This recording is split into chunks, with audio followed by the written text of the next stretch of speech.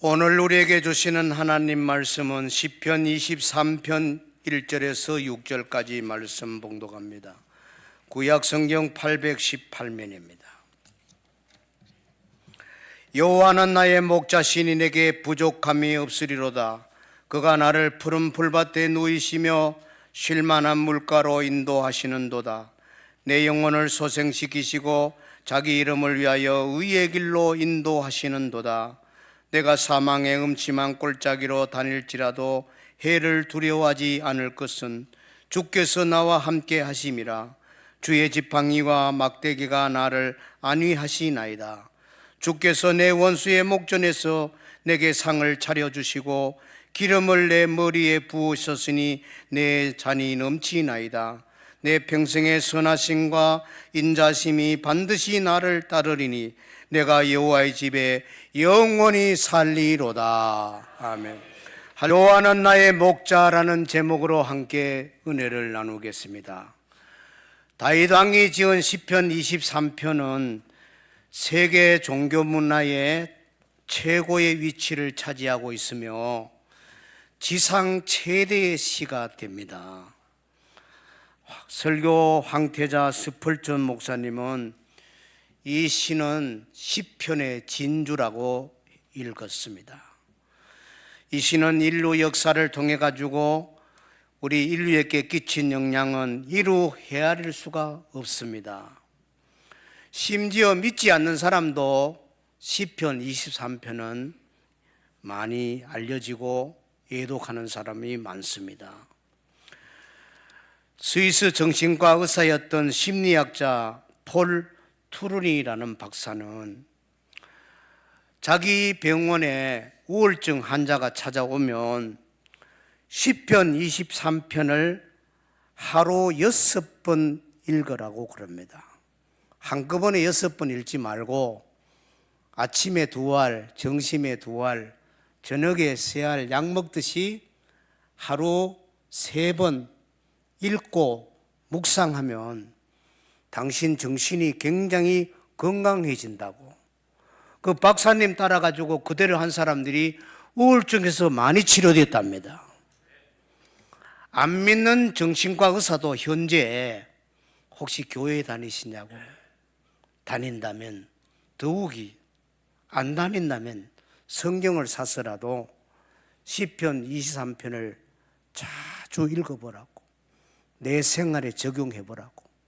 그러면 당신 마음에 우울하고 불안함이 사라질 거라고 안 믿는 정신과 의사도 추천하는 시가 몇 편? 시편 23편이라고 그래요. 여러분, 세계적으로 사람이 죽을 때 가장 많이 찾는 시가 시편 23편이에요.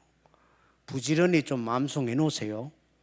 혹시 어떤 위기에 처했을 때, 다급할 때, 아니면 내가 하나님께 가야 할 시간이 왔을 때 딴소리 넋두리 하면 안 되잖아요. 시편 23편 외우다가 우리 주님 품에 안기면 축복입니다. 그렇게 중요한 시가 시편 23편입니다. 성경에서 하나님과 그의 백성 사이를 잘 비유하는 단어가 아버지, 자녀, 아버지와 아들 관계, 그리고 못지않게 강조하는 것이 목자와 양의 관계로 비유합니다. 하나님 편에서 그 백성은 양이고 우리 편에서 하나님은 뭐예요? 목자가 되는 거예요. 목자. 여러분, 이 시편 23편은 목자와 양의 비유에 있어서 이 말씀은 참 중요합니다. 우리가 이 목자가 어떤 분이란 걸 잘 존재를 이해해야 우리에게 하나님이 어떤 분인가를 결정적으로 알 수 있는 열쇠가 되는 겁니다. 시편 23편은 바로 다윗이 양을 직접 치면서 목동으로서 이해한 경험을 바탕으로 적은 시가 바로 이 시편입니다.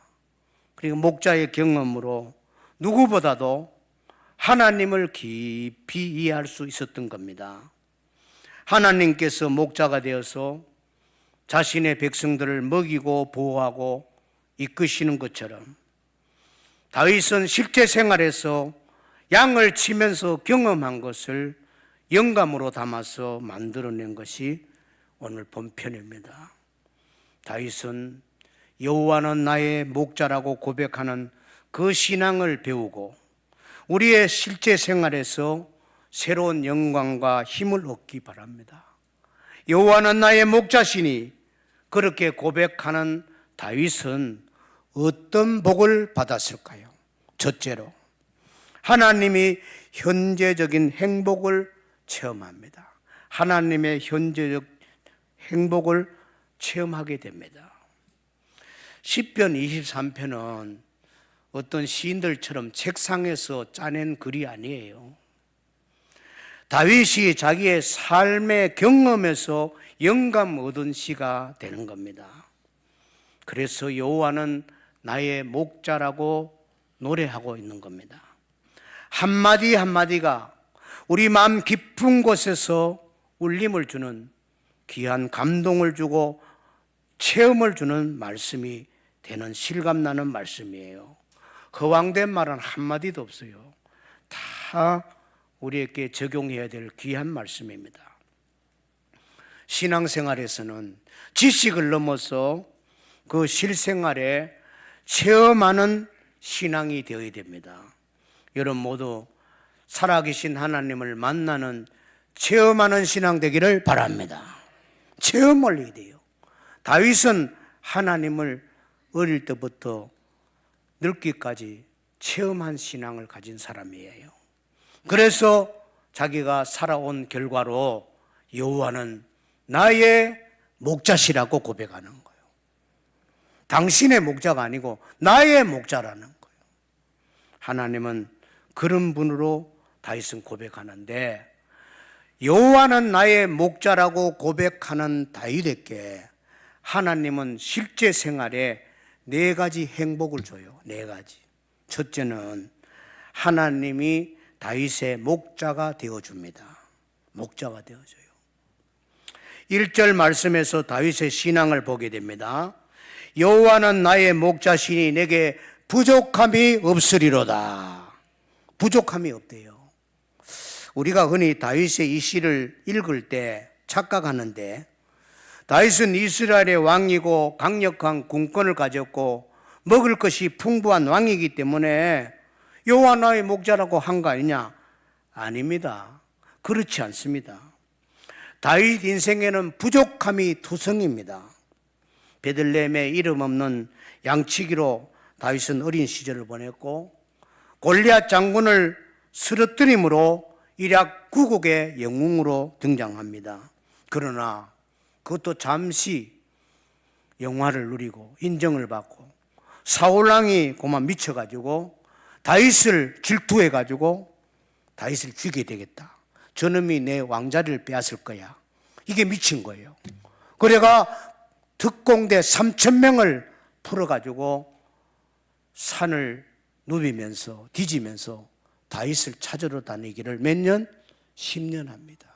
여러분 말이 10년이지 여러분 쫓기는 생활을 여러분 어떻게 10년을 합니까?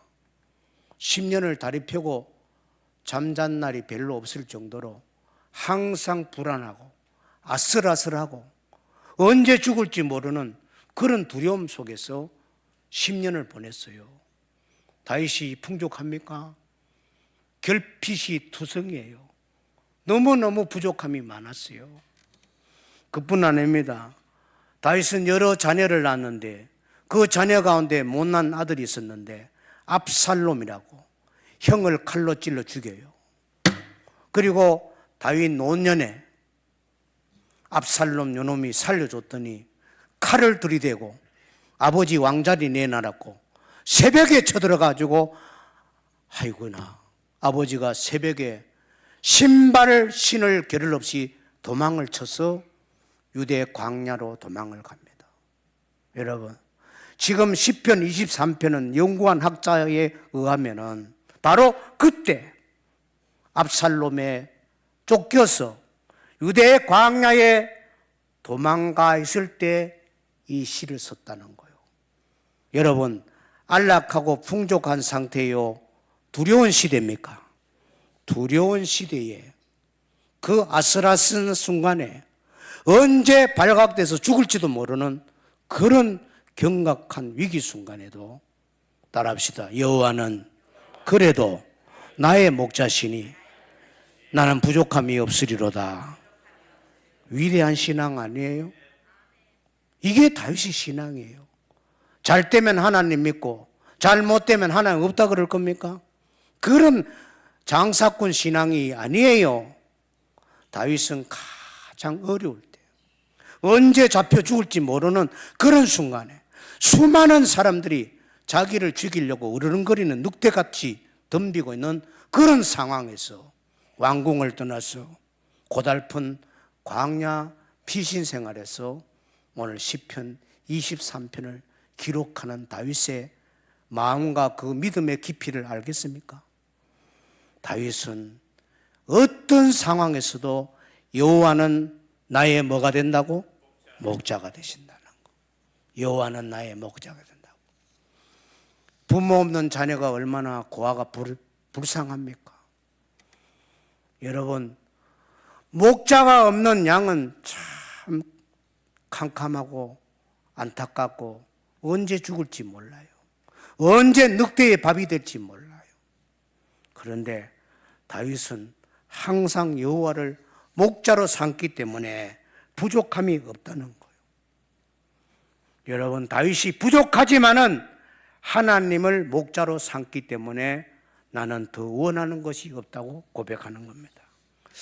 여러분은 지금 어떤 결핍 속에 있습니까? 부족함이 있습니까? 경제적으로, 건강상으로, 인간관계로, 또한 취업 문제로 부족함을 갖고 고민하고 있습니까? 지금이야말로 여호와만을 목자로 삼을 은혜의 기회인 줄로 믿으시기 바랍니다. 사람은 다 그렇고 그렇구나. 환경은 다 그렇게 흘러가는구나. 그래 여기시고 하나님만을 내 인생의 목자로 삼는 여러분 되기를 바랍니다. 사람은 젊었을 때부터 성공하려고 몸부림을 쳐요. 젊었을 때 더 많이 가지려고 앞뒤를 가리지 않고 뛰고 뛰지요. 그러나 잊지 마세요. 하나님은 이렇게 말씀해요. 잠언 20장입니다. 처음에 속히 잡은 산업은 마침내 뭐가 못 된다고? 복이 안 된다는. 무슨 말이에요? 젊어서 빨리 성공하는 거 결코 복이 안 된대. 젊어서 출세하는 거, 돈 많이 벌었다고? 그게 복이 안 된대요, 하나님이. 젊어서 부족함이 없으면요, 절대로 그 사람은 복된 삶을 살 수가 없어요. 왜? 하나님과 접촉점이 없어지거든. 하나님을 안 찾아.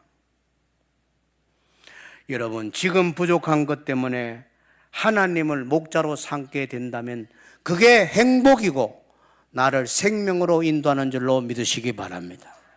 부족해야 돼요.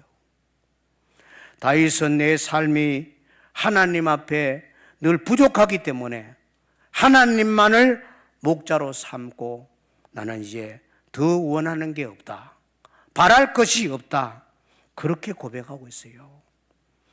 여러분, 이게 진정한 행복이고 진짜 잘 사는 비결 아닙니까? 이런 말이 있어요. 부자는 불만함으로 가난하게 되고 가난한 사람은 만족함으로 부자가 된다는 말이 있습니다. 여러분, 하나님을 목자로 삼으면 가난해도 부족해도 결핍해도 부족함이 없을 줄로 믿습니다. 그런 인생을 사세요. 두 번째, 다윗에게 현재적 행복은 음식을 공급해 주십니다. 양에게 있어서 절대적으로 필요한 것이 푸른 풀, 꿀을 먹어야 되고 잔잔한 시냇가에 가서 물을 마셔야 되는 거예요. 일정한 시기마다. 그래 양이 살아요. 안 먹고 어떻게 삽니까? 그런데 간단한 일이 아니에요. 양을 푸른 불밭에 마음껏 꼴을 먹게 하고 또 흐르는 시냇물에 가서 물을 마시게 하려면 목자가 엄청 수고하고 자기 희생을 치러야만 가능합니다. 목자가 빈둥거리고 놀고 있는데 양이 배부르게 먹을 수 있습니까? 안 되지요. 본문 2절을 보면은 다윗이 고백합니다. 한번 읽어봅시다. 시작. 그가 나를 푸른 불밭에 누이시며 쉴만한 물가로 인도하시는도다. 아멘. 여기서 드러눕다, 잔잔히 흐르는 물이라는 말은 동사입니다. 움직인다는 거 아닙니까? 현재 진행형이에요. 중요한 말입니다.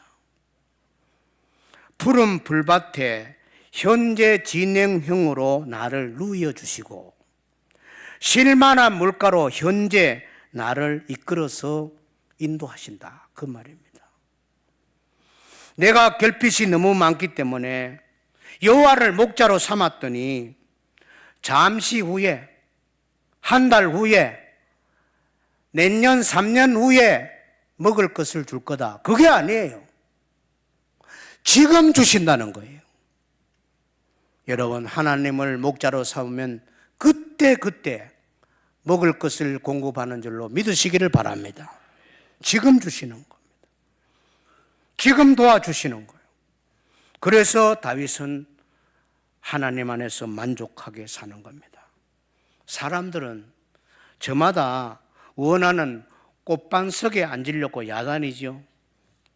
그런데 아셔야 돼요. 우리가 원하는 꽃반석은 타락시킵니다. 돈 가져보세요. 권력 가져보세요. 거의 타락합니다. 주님이 그래서 우리에게 꽃방석을 주시지 않습니다. 주님은 우리에게 쉴만한 물가로 잔잔히 흐르는 냇가로 인도하는 줄로 믿습니다.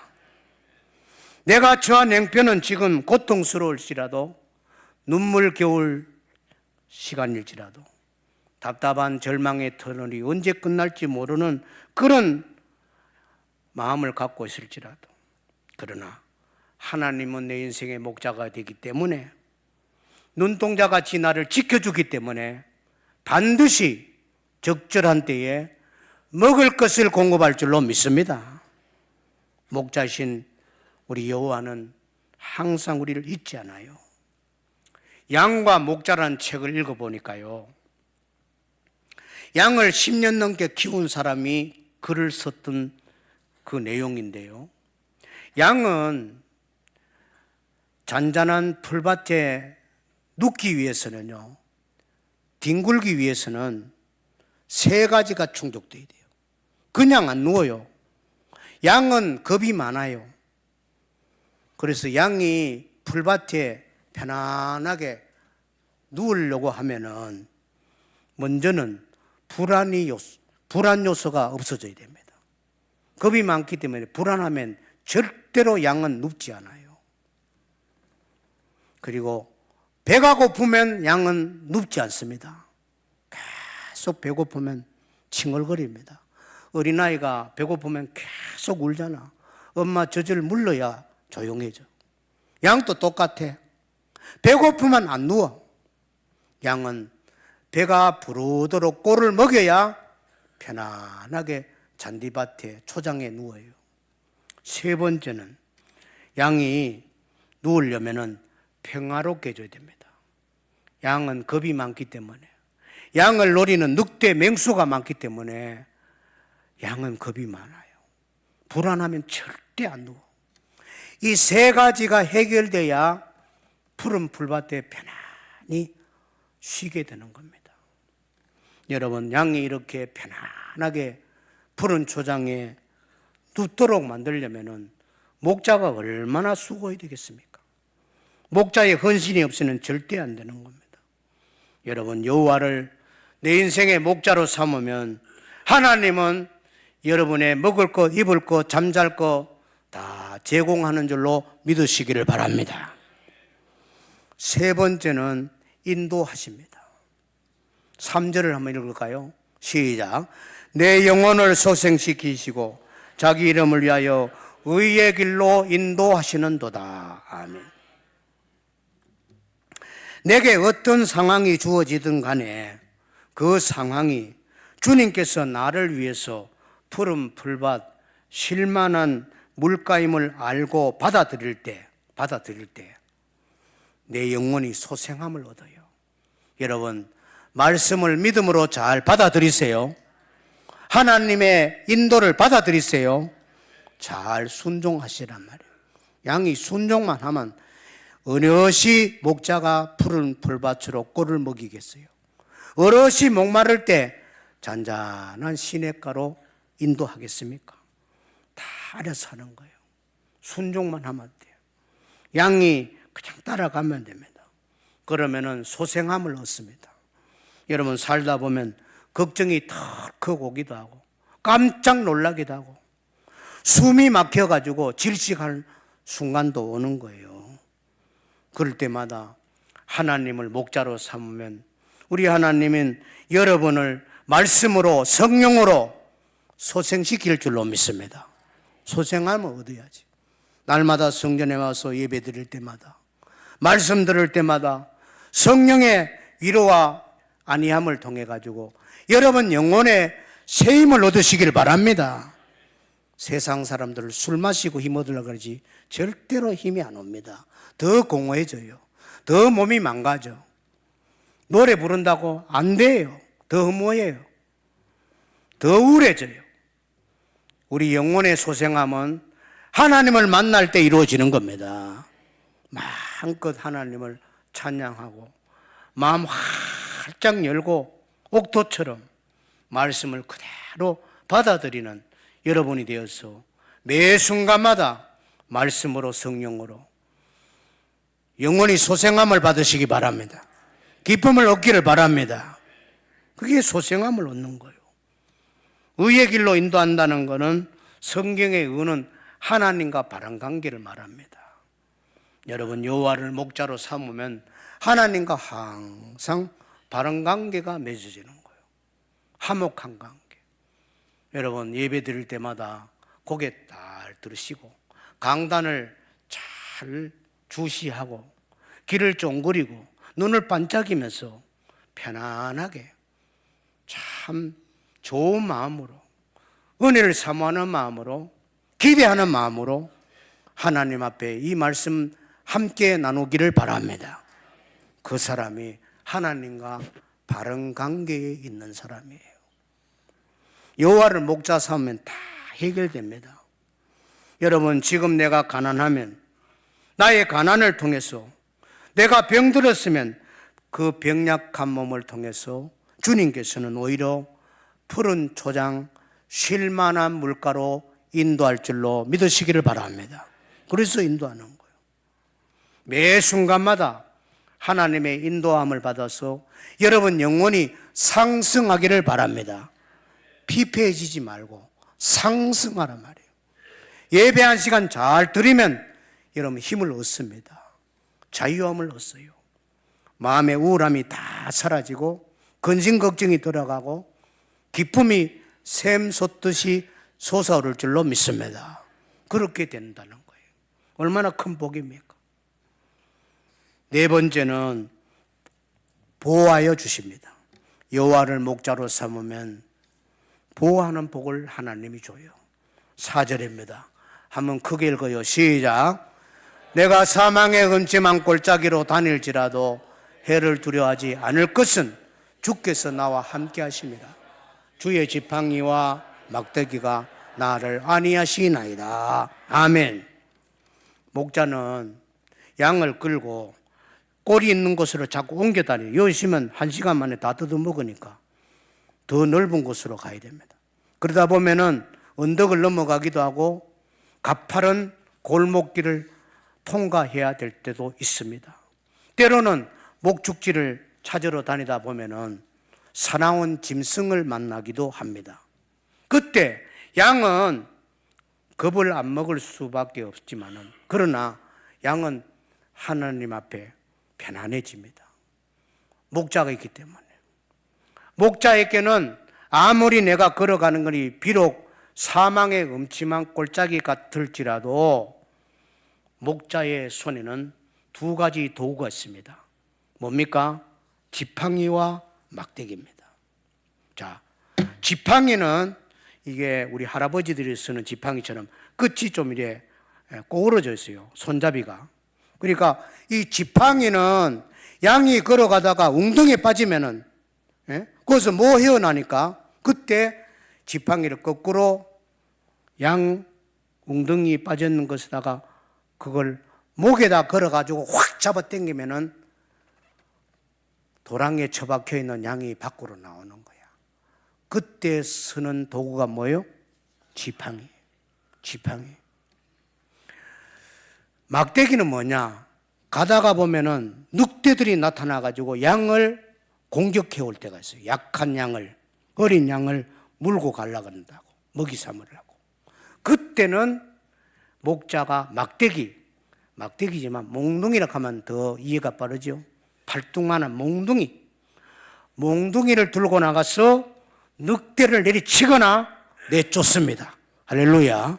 그러면 양이 편안한 거예요. 보호받는 거야.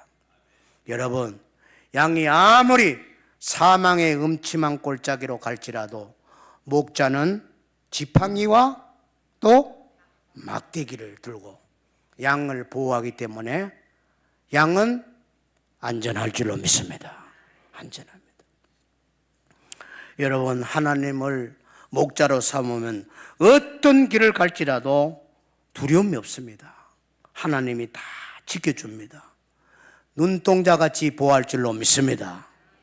살아가다 보면은 내가 원치 않는 사망의 골짜기 같이 내 앞길에 캄캄히 옵니다.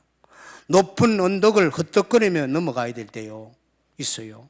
어떤 데는 눈물의 골짜기를 통과할 때도 있어요. 그때 다른 사람 모르지만 나 혼자 방에서 입을 덮어쓰고 눈물 흘릴 그런 순간이 옵니다. 속상할 때, 억울할 때, 외로울 때, 답답할 때, 그때도 주님이 함께 하십니다. 함께 하세요. 그때는 여호와를 바라보시기를 바랍니다. 사람 바라보지 말고. 사람은 원래 그렇다니까. 내 입에 혀도 내가 깨물어 안 깨물어? 내가 깨물잖아요. 예. 제가 밥을 한 번 급하게 먹으니까 이걸 자꾸 깨물더라고.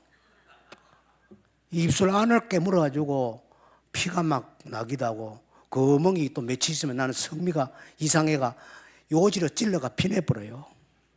그걸 몇 번 하요. 이거 아닌데, 이리가 안 돼. 그래부터 밥을 천천히 먹었어요. 천천히 먹으니까 씹힌다. 한 번도, 1년 동안 한 번도 그런 일이 없었어. 밥을 너무 빨리 먹지 말아요. 내 이빨 요놈이 내 혀를 깨무고 내 입술을 깨물어요. 여러분 아세요?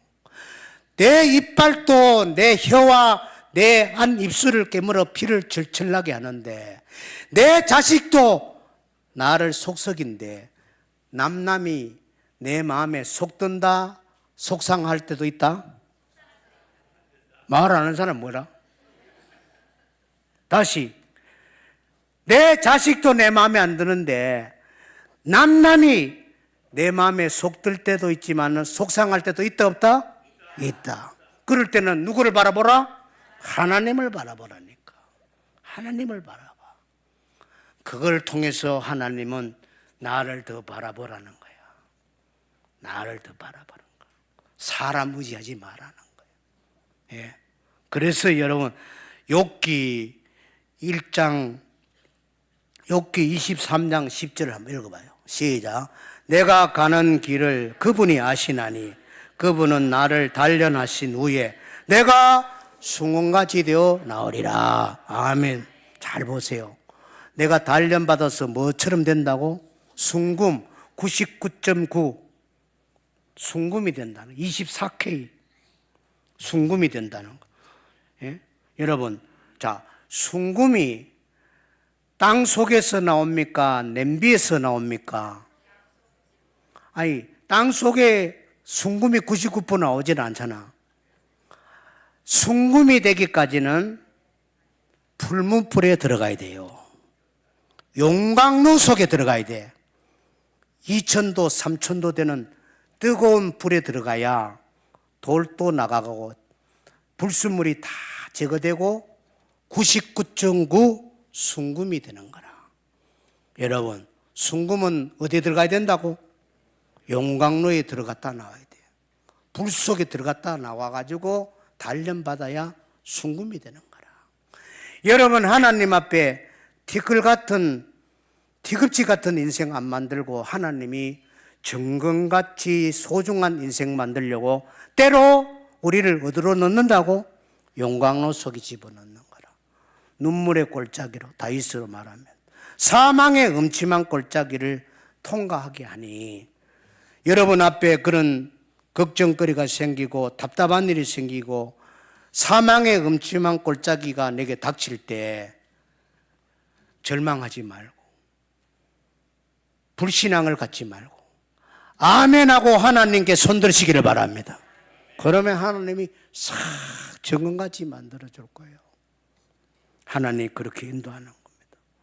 다윗은 여호와를 나의 목자로 삼았을 때 4가지 현재적인 행복을 안겨줬습니다.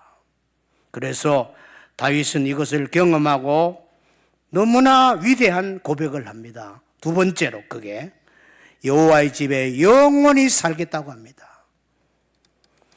양은 목자가 먹여주고 인도하고 보호해 줄 때 만족을 얻잖아요. 양은 늘 목자를 따라가면 됩니다. 순종만 하면 돼요. 다윗은 이제 하나님을 목자로 삼고 가만히 유대 광야에 있었더니까 요 못난 놈 압살롬이 도망가다가 이 머리가 길어가지고 머리카락 길어가 상수리나무에 걸려가지고 대롱대롱 달리니까 뒤에 따라오는 요압 장군이 단창으로 찔려서 심장으로 꽂혀서 그대로 죽였어요. 지대로 죽은 거라. 그리고 그렇게 사랑받아가지고 좌의정 우의정까지 올라갔던 아히도벨 요놈이 아들하고 한패가 됐거든. 아들보다 아히도벨이 더 다윗에게는 괴로운 배신자야. 그런데 아히도벨이 다윗은 늙었으니까 떠오르는 압살롬 편에 서자 요래가 배신했는데 압살롬이 그냥 요압 장군에 의해서 그 순간에 죽임을 당해버리니까 다 끝나버렸잖아. 아히도벨은 어떻게 다윗을 보겠습니까? 고향으로 내려가서 스스로 목을 메어 죽어버렸어요. 자 보세요. 다윗을 죽이려고 하던 압살롬도 저절로 죽고 아히도벨은 쥐 목숨 지끊어 죽어버리고 다윗은 가만인데 누가 다 정적을 제거합니까? 하나님이 하는 거예요. 여러분, 하나님이 다 해결하니까 다윗은 내 잔이 넘친다고 위대한 고백을 하는 겁니다. 여러분 5절 보세요. 한번 읽어봐요. 시작. 주께서 내 원수의 목전에서 내게 상을 차려주시고 기름을 내 머리에 부으셨으니 내 잔이 넘치나이다. 아멘. 내 원수 목전에서 다 큰 밥상을 차려주는 거라. 이거는 바로 뭘 말합니까? 다윗을 대접하는 극진하게 그를 높여주는 그런 상황을 말하는 거예요. 큰 만찬을 열어주는 거예요. 원수들 다 제거해버리고. 그리고 유대인들은 고급 파티일수록 귀빈에게 우대하고 종기의 표시로 머리에 최상의 올리브 기름을 발라줍니다. 올리브 기름을. 그러니까 다윗은 이렇게 최고의 하나님의 지금 대우를 받았다는 거예요. 잔치장을 열어주지, 머리에 기름을 발라서 존귀함을 표시해주지, 높여주지, 하나님이 다 해결해 주는 겁니다. 여러분, 세상에서 우리가 말씀대로 살면 사실 박수 쳐줍니까? 안 쳐줍니다. 성공하고 승진하고 잘 됐다 그러면요, 모함하고 시기하고 질투하고 그 집은 이루려고 넘어지기를 기다리고 있다는 걸 아셔야 돼요. 그리고 믿는 사람은 함부로 자랑하면 된다, 안 된다? 안 된다. 자랑하지 말고 가만히 있어요. 가만히 있어야 돼요. 자꾸 자랑하면 안 돼. 옛날에 우리 어른들 희한한 말이에요. 자랑하면 뭐 신다고? 수신다 하더라고. 쉬신다고. 예. 구더기 쉬신다 이 말이에요. 우리 장마시대 가고 막 떠들고 장독 천을 열어놓으면 똥파리에 와가지고 똥을 사가지고 알을 사가지고 구더기에 버글버글 씻시는 거라. 나는 그런 장면을 많이 봤어요. 그래도 어른들이 평생 먹어야 돼. 1년 먹어야 되니까 구더기만 걷어내고 먹더라고. 자랑하면 구더기 씻신다니까. 자랑하면 마귀가 시샘을 냅니다. 자랑은 하나님께만 하시기 바라고 사람에게 자랑하지 마. 구역 예배 때 자꾸 가족 이야기하지 마. 듣기 싫어. 자기는 한 번으로 하는데 구역원들은 10번 더 들었어. 들을 때마다 배아리가 트리가 못 살아. 그게 내 귀에 들어와. 구역장님들 좀 자기 자랑하지 말라고. 쓸데없는 소리. 하나님 말씀만 전하시고 여호와 하나님만 나의 목자로 삼기를 바랍니다. 내 잔이 넘치나이다. 우리 한번 크게 합시다. 내 잔이 넘치나이다. 그런 축복이 함께하길 바랍니다. 다윗이 또 한 가지 위대한 신앙 고백을 하는데 하나님의 도움과 은혜를 받았기 때문에 이런 고백이 나오는 거예요. 6절입니다. 시작.